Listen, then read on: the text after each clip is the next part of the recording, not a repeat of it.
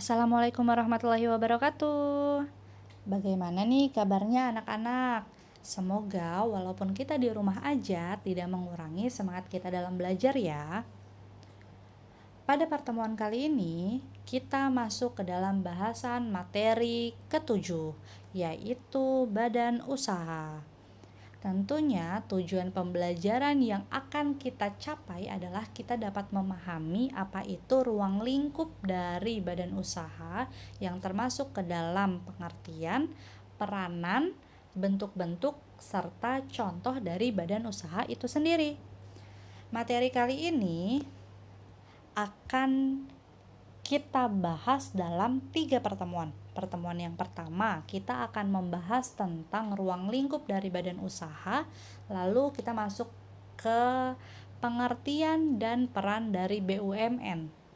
Selanjutnya akan kita lanjutkan di pertemuan yang kedua, yaitu tujuan pendirian dari BUMN serta ruang lingkup dari BUMD dan sedikit bahasan tentang BUMS.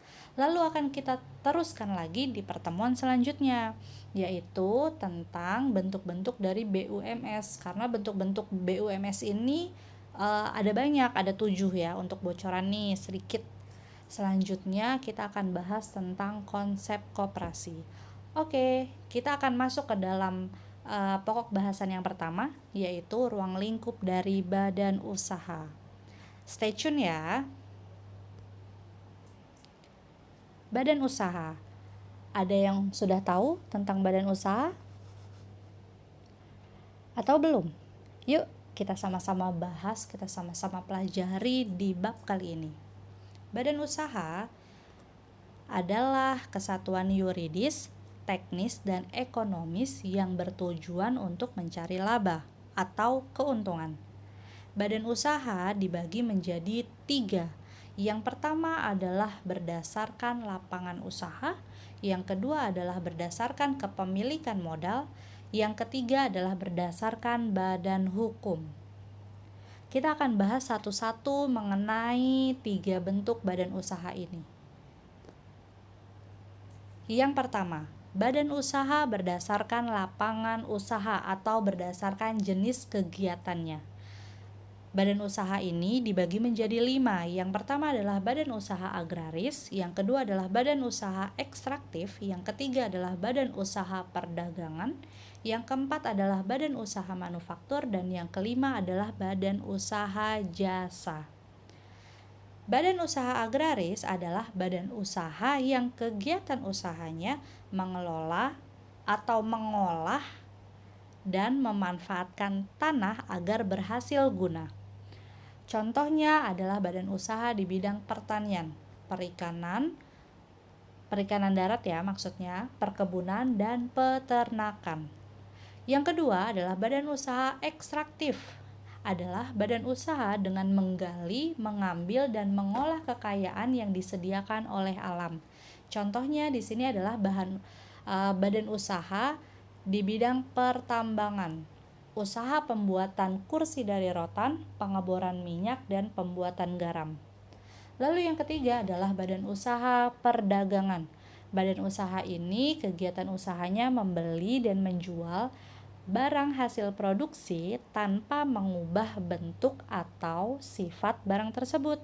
Selanjutnya adalah badan usaha manufaktur. Badan usaha ini kegiatannya adalah menghasilkan barang baru atau meningkatkan nilai guna barang. Dengan kata lain, badan usaha manufaktur ini mengolah bahan baku atau bahan setengah jadi menjadi bahan jadi. Contohnya adalah badan usaha yang kegiatannya di bidang industri tekstil atau industri semen atau lainnya. Lalu yang terakhir adalah badan usaha jasa. Badan usaha ini kegiatannya memberikan pelayanan jasa tertentu kepada konsumen yang membutuhkan jasa tersebut. Jasa di sini dibagi menjadi 2, ada jasa finansial, ada jasa non finansial. Untuk jasa finansial contohnya adalah perbankan, koperasi, pegadaian dan lainnya. Sedangkan Jasa non finansial di sini contohnya adalah jasa angkutan umum, jasa penginapan, telekomunikasi, jasa dokter, dan lainnya. Selanjutnya, bentuk usaha yang kedua adalah berdasarkan kepemilikan modal. Badan usaha ini terbagi menjadi 4 bentuk. Yang pertama adalah BUMN atau Badan Usaha Milik Negara. Yang kedua adalah BUMD, Badan Usaha Milik Daerah. Yang ketiga adalah BUMS, Badan Usaha Milik Swasta. Dan yang keempat adalah Badan Usaha Campuran. Yang ketiga adalah badan usaha berdasarkan badan hukum. Nah, di sini badan usaha ini terdiri menjadi